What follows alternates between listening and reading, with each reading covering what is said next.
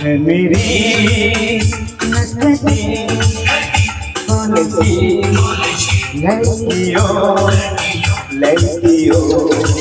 জীবনের কষ্টের কথা যদি আপনাদেরকে বলি, চোখের জল ছাড়া আর কিছু হয়তো আমি আপনাদের কাছে দিতে পারবো না। এই দেখুন বন্ধুরা, ইন্দ্রজিৎ দা কিন্তু বেরিয়ে পড়লো তার সেই টাট্টু ঘোড়া নিয়ে। স্বপ্নের গাড়ি এটা ইন্দ্রজিৎ দার কাছে, তাই তো? হ্যাঁ, অবশ্যই অবশ্যই। তাহলে একটা গান হোক। অবশ্যই দাদা ভাই।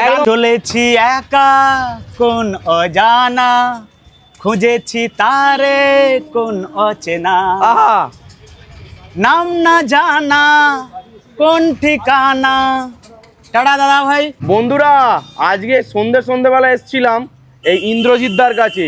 ইন্দ্রজিৎ দার কাছে রোল খেতে।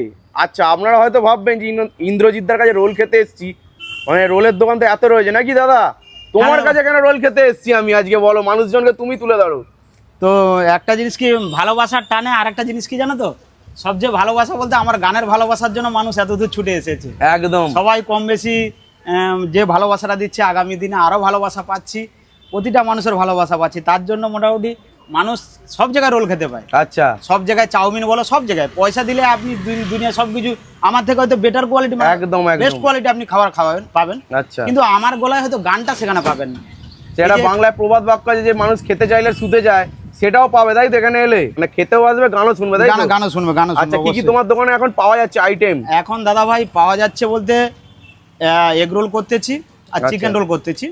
তো এখন একা আছি, তো খুব অসুবিধা হয়েছে ওই দোকানের মধ্যে, গাড়ির মধ্যে ঘুমিয়ে থাকা, সব কিছুটা মোটামুটি একার মধ্যে সব কিছুটা করতে হয়। আচ্ছা, তার জন্য ওই এগ রোলটাই বানাচ্ছি। তো পরবর্তীতে কিছু আইটেম বাড়াবো। তো আজ না হলে কালকে বাড়াবো। বন্ধুদেরকে জানাই আপনারা আসুন অবশ্যই। আমার দোকানে না খেতে এলেও কোনো অসুবিধা নেই, কিন্তু আপনারা গান শুনুন। গান শুনতে এলে যে খেতে হবে তা নয়। আপনাদের কাছে স্বপ্ন আমার একটাই, কি আমার গলায়, আমি তো অনেক জায়গায় ঘুরেছি দাদা ভাই, স্বপ্ন ছিল অনেক, কিন্তু সেই স্বপ্নটাকে কোনোদিন বাস্তবে করতে পারিনি। আমার জীবনের কষ্টের কথা যদি আপনাদেরকে বলি, চোখের জল ছাড়া আর কিছু হয়তো আমি আপনাদের কাছে দিতে পারবো না। কারণ সেই স্বপ্নটাকে বাস্তবিত আজকে করেছি নিজের এই কষ্টের দূর। কারণ মা বাবা কেউ সাপোর্ট করার জন্য কেউ ছিল, তো আজকে খাওয়া দাওয়া নেই, কিছু নেই, এত দূর থেকে চলে এসে শুধু কি মানুষজনকে আমার গান শোনাবো, এই জন্য আমার এত দূর ছুটে আসে। আপনারা আসুন, অবশ্যই আপনাদেরকে আনন্দ দিতে পারবো।